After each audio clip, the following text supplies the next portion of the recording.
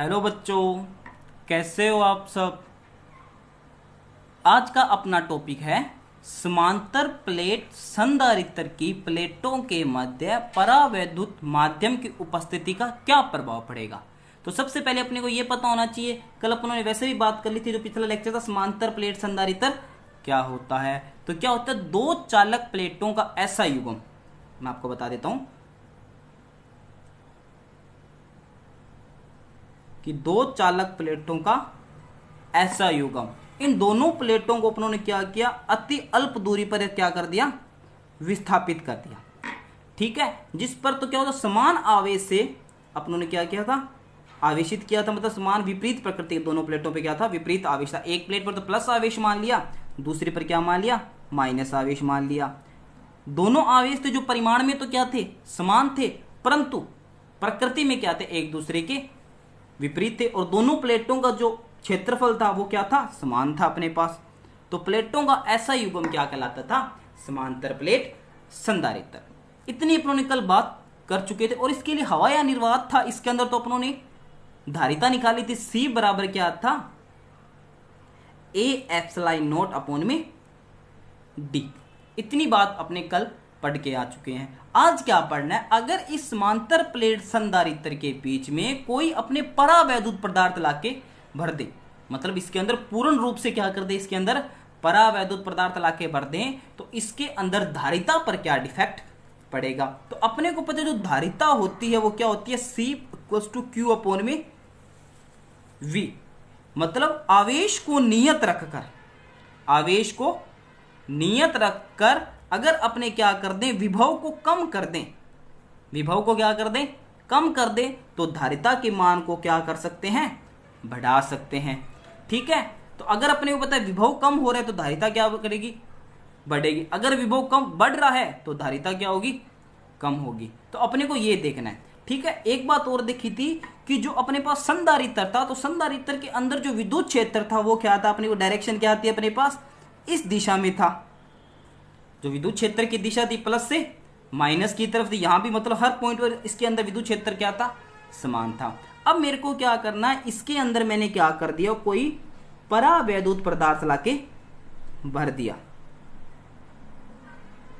इसके अंदर मैंने कोई ये परावैद्युत पदार्थ लाके भर दिया। यहां पे लिख देता हूं मैं, ये परावैद्युत पदार्थ कुछ भी हो सकता है, ये अभ्रक हो सकती है, मोम हो सकता है, कागज हो सकता है, परावैद्युत पदार्थ। मतलब पहले ये परावैद्युत पदार्थ यहां रखा हुआ था, मतलब इसके अंदर नहीं रखा हुआ था, नहीं रखा हुआ था। जो इसके अंदर विद्युत क्षेत्र की दिशा कहां थी, इस तरफ थी। एक बात अपने पिछली 2-3 लेक्चर से पहले पढ़ी थी कि अगर इस परावैद्युत पदार्थ के लिए ये जो विद्युत क्षेत्र किसका काम करेगा, बाह्य विद्युत क्षेत्र का काम करेगा। मतलब ये अभी क्या कर रहा है, बाहर रखा हुआ है, इसको अपनों ने कहां रखना है, बाह्य विद्युत क्षेत्र के अंदर लाके रखना है। तो अपने को पता है जब किसी परावैद्युत पदार्थ को उठाया और कहां लाके रख दिया, बाह्य विद्युत क्षेत्र के अंदर लाके रख दिया, तो इसके जो अंदर अणु थे उनका क्या हो जाता है, ध्रुवण हो जाता है। और वो क्या होते हैं, विद्युत क्षेत्र की दिशा, मतलब बाह्य विद्युत क्षेत्र की दिशा में क्या हो जाते हैं, संरेखित हो जाते हैं। ये बात अपने पीछे पढ़ के आ चुके हैं। ठीक है, अब मान लो ये, तो मैं आपको अलग से बता देता हूं थोड़ा सा। मान लो ये परावैद्युत पदार्थ, इसके अंदर जो एक अणु था कुछ इस प्रकार व्यवस्थित है। परावैद्युत पदार्थ तो बहुत सारे अणुओं से मिलकर बना हुआ है, तो अपने सिर्फ एक अणु की बात करते हैं। ये भी कहां रखा हुआ है, इसके अंदर ही रखा हुआ है। तो ये क्या हुआ था, मान लो अणु है वो प्लस और धनावेश और ऋणावेश दोनों से मिलकर बना होगा। अगर जैसे बाह्य विद्युत क्षेत्र के अंदर जाएगा तो ये क्या हो जाएगा, विद्युत क्षेत्र की दिशा में क्या हो जाएगा, संरेखित हो जाएगा। मतलब प्लस पर तो फोर्स लगेगा विद्युत क्षेत्र की दिशा में, और माइनस पे क्या लगेगा, विद्युत क्षेत्र की विपरीत दिशा में। और इसका क्या हो जाता है, ध्रुवण होने के कारण ये विद्युत क्षेत्र की दिशा में क्या हो जाएगा, संरेखित हो जाएगा। जो मान लो पहला जो अणु था अपने पास क्या हो गया, विद्युत क्षेत्र की दिशा में क्या हो गया, संरेखित हो गया। मतलब जो अणु था किसकी तरह काम करने लग गया अपने पास, विद्युत द्विध्रुव आघूर्ण की तरह। मतलब अगर किसी परावैद्युत पदार्थ को बाह्य विद्युत क्षेत्र के अंदर लाके रखें तो परावैद्युत पदार्थ का प्रत्येक अणु विद्युत द्विध्रुव आघूर्ण की तरह क्या करेगा, काम करेगा। इस प्रकार कोई दूसरा अणु होगा वो भी क्या होगा, बाह्य विद्युत क्षेत्र के अंदर संरेखित हो जाएगा। इस प्रकार ये बहुत सारे अणुओं से मिलकर बना होते। तो अपने 3 लेयर के अंदर बात कर रहे हैं कुछ इस प्रकार।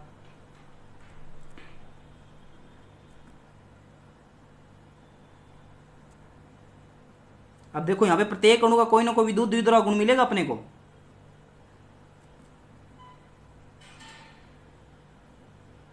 अब देखो ये क्या परावैद्युत पदार्थ के सारे अणु बाह्य विद्युत क्षेत्र की दिशा में क्या होंगे, संरेखित हो गए ना, इतनी बात समझ आ गई होगी। अब देखो जो बाह्य विद्युत क्षेत्र के अंदर में संरेखित होने के बाद अपने क्या देखते हैं कि जो इसके अंदर आवेश है, जैसे प्लस माइनस जो आवेश इसके आंतरिक आवेश है, वो क्या करेंगे, एक दूसरे के प्रभाव को क्या कर देंगे, खत्म कर देंगे। कैसे, देखो ये प्लस आवेश है और ये माइनस आवेश है, ये दोनों एक दूसरे के प्रभाव को क्या कर देंगे, खत्म कर देंगे। इस प्रकार ये प्लस और ये माइनस है, वो भी एक दूसरे के प्रभाव को क्या कर देंगे, खत्म कर देंगे। इस प्रकार ये सारे आंतरिक आवेशों को एक दूसरे के प्रभाव को क्या कर देंगे, खत्म करते जाएंगे इस प्रकार। और अपने को पता है जो परावैद्युत पदार्थ की दो मुख्य सतह, एक ये वाली और एक ये वाली, ये तो क्या है, यहाँ पे तो कौन सा आवेश रह जाएगा, लास्ट वाली सतह पे यहाँ पे तो माइनस आवेश रह जाएगा और यहाँ पे क्या रह जाएगा, प्लस आवेश। जो आंतरिक आवेश होंगे इस परावैद्युत पदार्थ के, वो सारे के सारे एक दूसरे के प्रभाव को क्या कर देंगे, खत्म कर देंगे। ठीक है, ये प्लस माइनस माइनस प्लस मतलब दो आवेश है, प्लस और माइनस है, वो एक दूसरे प्रभाव को क्या करेंगे, खत्म कर देंगे। तो परावैद्युत पदार्थ की जो मुख्य सतह होगी, एक सतह पे तो क्या हो जाएगा, माइनस आवेश रह जाएगा, दूसरी पर प्लस आवेश रह जाएगा। इतनी बात समझ आ गई होगी। अब देखो इधर क्या है, प्लस आवेश, इधर क्या है, माइनस, तो इसके अंदर भी विद्युत क्षेत्र उत्पन्न हो जाएगा। कहां, इस परावैद्युत पदार्थ के अंदर भी विद्युत क्षेत्र, क्योंकि एक सतह पे तो माइनस आवेश है, एक सतह पे क्या आ गया, प्लस आवेश। तो जो विद्युत क्षेत्र की दिशा होती है प्लस से माइनस, प्लस से विद्युत क्षेत्र बाहर निकलता है और माइनस के अंदर प्रवेश करता है। तो इसको मैंने नाम दे दिया, इसकी डायरेक्शन हो जाएगी इस तरफ, ईपी।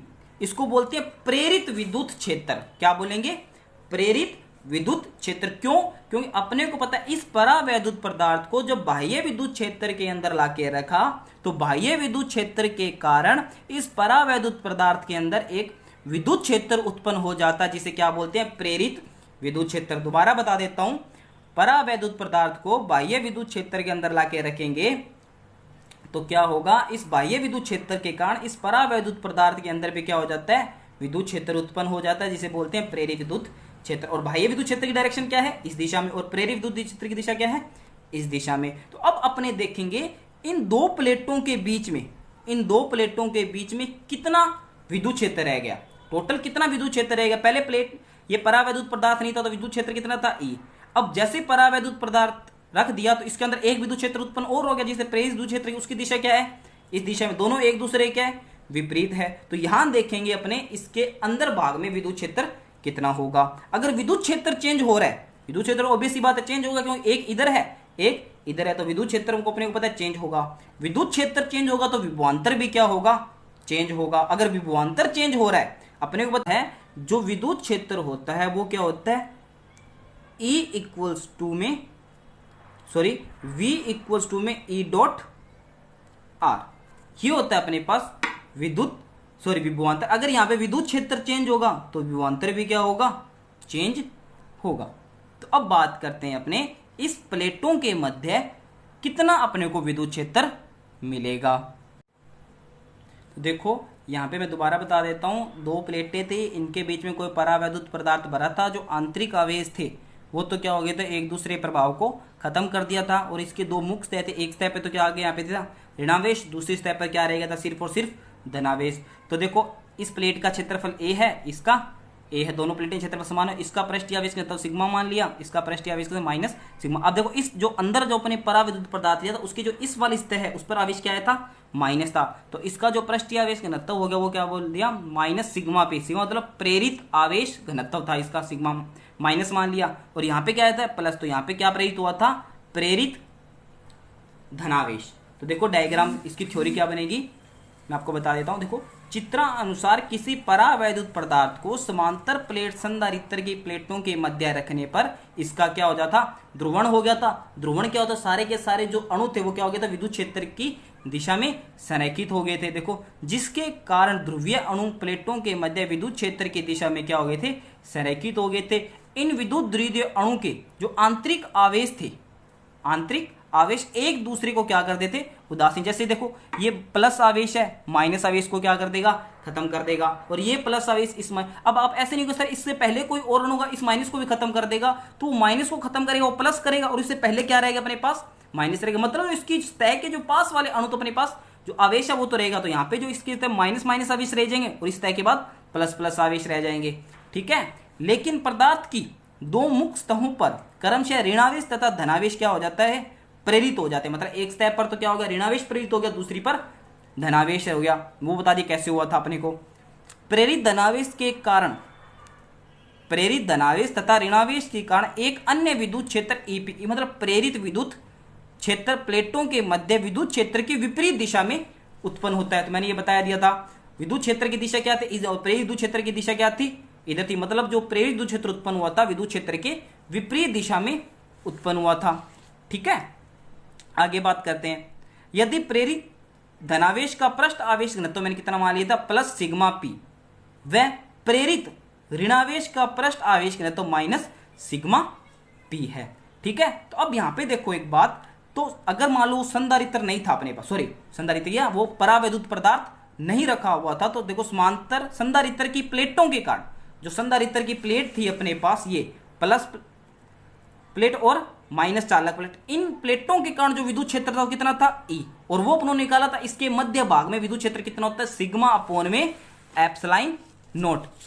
ठीक है, तो वो कितना हो गया था, सिग्मा अपोन में एप्सिलॉन नोट। ठीक है, इतनी बात समझ आ गई होगी आपको। और अपने को पता है जब परावैद्युत पदार्थ में उत्पन्न प्रेरित विद्युत क्षेत्र, परावैद्युत पदार्थ में अंदर जो उत्पन्न प्रेरित विद्युत क्षेत्र उत्पन्न होता है वो विद्युत क्षेत्र के क्या था, विपरीत दिशा में तक कितना था, ईपी। तो ईपी की वैल्यू कितनी हो जाएगी, सिग्मा पी अपोन में एप्सिलॉन नोट। सिग्मा पी का मतलब क्या होता है, प्रेरित आवेश घनत्व, और वहां पे क्या था पीछे सिग्मा, वो क्या था, पृष्ठीय आवेश घनत्व जो दिया था, और यहाँ पे उत्पन्न कितना हुआ था, पी मतलब प्रेरित आवेश घनत्व। ठीक है, अतः संधारित्र की दोनों प्लेटों के मध्य उत्पन्न कुल विद्युत क्षेत्र, कुल विद्युत क्षेत्र मतलब दोनों विद्युत क्षेत्र की डायरेक्शन क्या है, देखो ई क्या था, इस दिशा में था, और ईपी क्या था, इस दिशा में था। दोनों एक दूसरे के विपरीत है, विपरीत है तो माइनस चिन्ह आएगा। और बाह्य विद्युत क्षेत्र जो प्रेरित विद्युत क्षेत्र क्या है, इस विद्युत क्षेत्र तो ये उत्पन्न, तो ये ज्यादा होगा और ये क्या होगा, कम होगा। तो मैंने वैल्यू पुट कर दी, सिग्मा अपोन में epsilon note minus sigma P upon में एप्सिलॉन नोट। तो परावैद्युत पदार्थ की उपस्थिति के अंदर जो दोनों प्लेटों के मध्य विद्युत क्षेत्र है वो कितना आएगा, देखो एप्सिलॉन, सॉरी एप्सिलॉन नोट है वो कॉमन आ गया, तो sigma minus sigma P upon में एप्सिलॉन नोट। तो देखो यहां पे क्या हुआ, विद्युत क्षेत्र की तीव्रता में क्या आई है, कमी आई है, जब अपनों ने क्या कर दिया, परावैद्युत पदार्थ रखा हुआ था। अगर विद्युत क्षेत्र की तीव्रता में कमी हो रही है तो अपने को पता है विभवांतर भी क्या होगा, कम होगा। अपने को जहां विद्युत क्षेत्र कम है तो वहां पे अपने कोई और आवेश लेके आते हो तो अपने को कार्य कम करना पड़ता है, कार्य कम करेंगे तो वहां पे विभव भी क्या मिलेगा, कम मिलेगा। ठीक है, अगर वहां पे विद्युत क्षेत्र की तीव्रता बहुत ज्यादा है, बहुत ज्यादा, तो वर्क भी क्या करना पड़ेगा, बहुत ज्यादा लगाना पड़ेगा, क्योंकि उस पर प्रतिकर्षण जो आकर्षण बल होगा वो भी बहुत ज्यादा लगेगा। तो कार्य ज्यादा हो रहा है तो अभी एक बात है, विभव भी क्या होगा, ज्यादा। और यहाँ पे विद्युत क्षेत्र क्या है, कम है, तो विभवांतर भी क्या मिलेगा, जो विभव भी होगा वो भी क्या मिलेगा, अपने को कम मिलेगा।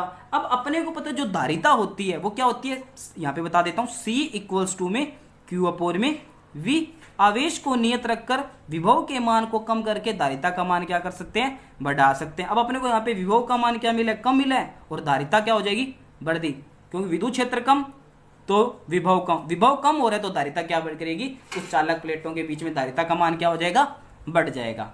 अब देखो यहां समीकरण 3 से स्पष्ट है कि परावैद्युत माध्यम की उपस्थिति में, परावैद्युत माध्यम की उपस्थिति में समांतर प्लेट संधारित्र की प्लेटों के मध्य विद्युत क्षेत्र की तीव्रता क्या होती है, कम हो जाती है। इसकी तीव्रता क्या होगी, कम होगी पहले की तुलना में।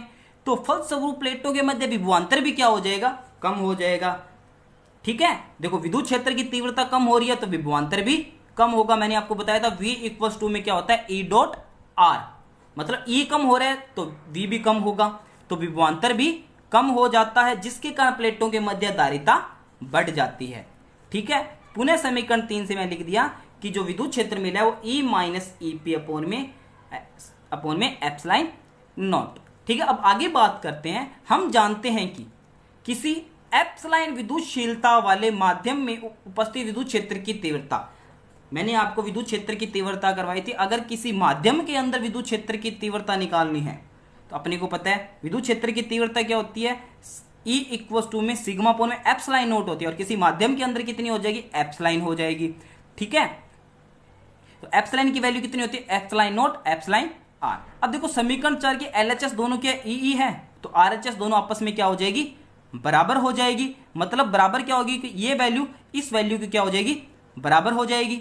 अब देखो समीकरण व 4 व 5 से दोनों वैल्यू एलएचएस तो ई आपस में बराबर होगी, तो आरएचएस भी क्या होंगे, बराबर होंगी। तो क्या होगी, सिग्मा अपॉन में epsilon naught epsilon r equals to sigma minus sigma p. Sigma क्या थी, प्रेरित आवेश घनत्व, और अपॉन में एप्सिलॉन नॉट। एप्सिलॉन नॉट से एप्सिलॉन नॉट क्या हो गया, कैंसिल हो गया। तो यहाँ पे सिग्मा अपॉन में epsilon r sigma minus sigma p. तो यहां से सिग्मा पी की वैल्यू क्या आएगी, देखो ये इधर माइनस आ जाएगा, माइनस है तो इधर आए क्या हो जाएगा, प्लस का हो जाएगा, और ये इधर जाके क्या हो जाएगा, माइनस का। तो सिग्मा माइनस सिग्मा अपॉन में एप्सिलॉन आर। देखो दोनों में सिग्मा आ रहा है, तो सिग्मा मैंने क्या ले लिया, कॉमन ले लिया, तो अपने पास अंदर क्या बचेगा, 1 माइनस 1 अपॉन में एप्सिलॉन आर। तो ये वैल्यू किसकी आ गई, यहाँ पे प्रेरित पृष्ठीय आवेश घनत्व, जहां सिग्मा क्या है, प्रेरित पृष्ठीय आवेश घनत्व। तो ये वैल्यू किसकी आ गई, प्रेरित पृष्ठीय आवेश घनत्व की। अब देखो आपको एक यहाँ पे एक लाइन याद रखनी पड़ेगी, क्या करनी पड़ेगी, ध्यान देखना। अपने को पता जो ध्रुवण सदिश होता है वो क्या होता है, पी होता है। ध्रुवण सदिश होता है वो क्या होता है, पी। और अपने को ध्रुवण सदिश और काई ई मतलब होता है विद्युत प्रवृत्ति। मैंने आपको डेफिनेशन बता रखी है, पी की भी बता रखी है और विद्युत प्रवृत्ति की भी बता रखी है, कि जो ध्रुवण सदिश होता है जो काई ई होता है, दोनों में एक रिलेशन होता है, क्या होता है, पी इक्वल्स टू में काई ई। काई ई क्या है, यहाँ पे विद्युत प्रवृत्ति है, और पी क्या है, ध्रुवण सदिश है, और ई क्या है, विद्युत क्षेत्र है। तो यहाँ पे आपको एक लाइन याद रखने क्या, कि जो ध्रुवण सदिश का जो परिमाण होगा, पी का जो परिमाण होगा, प्रेरित आवेश घनत्व के बराबर होता है। ध्रुवण सदिश पी का जो परिमाण होगा, प्रेरित आवेश घनत्व के क्या होगा, बराबर होगा।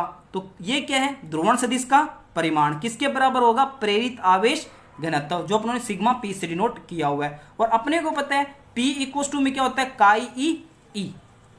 जो ध्रुवण सदिश होता है वो क्या होता है, काई ई। अपने पढ़ के आ चुके हैं पीछे। तो देखो यहां पे मैंने क्या किया, काई ई इक्वल्स टू जो ध्रुवण सदिश का परिमाण है किसके इक्वल होगा, सिग्मा पी के।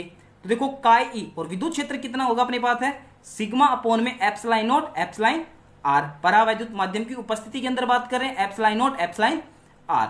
तो यहां पे सिग्मा पी की वैल्यू ऊपर निकाली थी कितनी, ये रही सिग्मा 1 माइनस 1 अपॉन में एप्सिलॉन आर। ये वैल्यू मैंने यहां पुट कर दी। तो यहां से सिग्मा क्या हो गया, कैंसिल हो गया। तो अपने पास काई ई की वैल्यू क्या हो जाएगी, एप्सिलॉन नॉट और एप्सिलॉन इधर जाके मल्टीप्लाई में आ गया, तो क्या आ गया, एप्सिलॉन नॉट एप्सिलॉन आर, और ये वैल्यू सेम की सेम। अब मैंने क्या किया, एप्सिलॉन नॉट एप्सिलॉन आर को क्या कर दिया, अंदर मल्टीप्लाई कर दिया। तो क्या आएगा, देखो 1 के साथ गया तो epsilon naught epsilon r minus वैसे का वैसा epsilon naught epsilon r upon में एप्सिलॉन आर। एप्सिलॉन आर से एप्सिलॉन आर क्या हो गया, कैंसिल हो गया। तो काई ई की वैल्यू क्या होगी, एप्सिलॉन नॉट, यहाँ पे दोनों में कॉमन आर तो बाहर ले लिया, एप्सिलॉन आर माइनस 1। तो ये जो अपने को एक रिलेशन प्राप्त हुआ है, chi e equals to epsilon naught epsilon r minus 1। Important है, याद रख लेना किस किस के बीच में ये संबंध मिला है। ये काई ई तो क्या है, यहाँ पे परावैद्युत पदार्थ की विद्युत प्रवृत्ति है, और एप्सिलॉन आर क्या है, परावैद्युतांक है अपने पास। तो ध्यान देना, समीकरण 6 से स्पष्ट है कि परावैद्युत पदार्थ की विद्युत प्रवृत्ति काई ई तथा परावैद्युतांक एप्सिलॉन आर में संबंध को प्रदर्शित करती है। तो समीकरण 6 अपनी परावैद्युत पदार्थ की विद्युत प्रवृत्ति और परावैद्युतांक के मध्य संबंध को प्रदर्शित करती है। बोर्ड में क्वेश्चन कैसे आएगा, डायरेक्ट पूछेगा आपसे कि विद्युत प्रवृत्ति और परावैद्युतांक में संबंध बताइए। तो आपको सिर्फ एक ये इक्वेशन लिखनी है, 1 नंबर के अंदर पूछेगा। बहुत मोस्ट इंपोर्टेंट क्वेश्चन अब की बार के लिए, या वो सीधा पूछ लेगा परावैद्युत पदार्थ की विद्युत प्रवृत्ति और परावैद्युतांक में संबंध बताइए। तो इस जो इक्वेशन प्राप्त है इसको इंपॉर्टेंट लगा लीजिएगा, बोर्ड के लिए बहुत मोस्ट इंपोर्टेंट ये क्वेश्चन है कि परावैद्युत पदार्थ की विद्युत प्रवृत्ति और परावैद्युतांक में संबंध को बताइए। मेरे पास आज का टॉपिक क्या किया था, आज अपने कोई दो समांतर प्लेटें ली थी, उनके बीच में कोई परावैद्युत पदार्थ रखा था।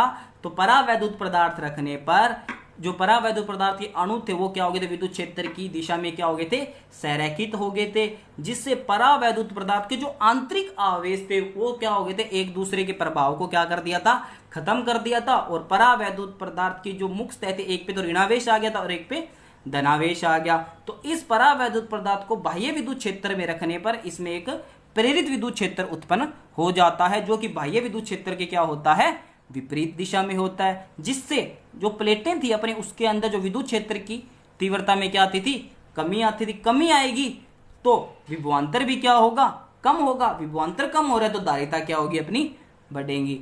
ठीक है, तो ध्यान देना, इस प्रकार अपने कोई भी परावैद्युत पदार्थ को बाह्य विद्युत क्षेत्र मतलब प्लेटों के बीच में रख के उसके विद्युत क्षेत्र को कम करके धारिता को बढ़ा सकते हैं। कल अपने बात करेंगे अगर उसके मध्य पूर्णतः कोई पदार्थ भरा हो, कुछ अलग पदार्थ भरा हो, बाकी के अंदर निर्वात हो, तो ये टॉपिक अपने इस सीरीज में जब चलते रहेंगे। Thank you.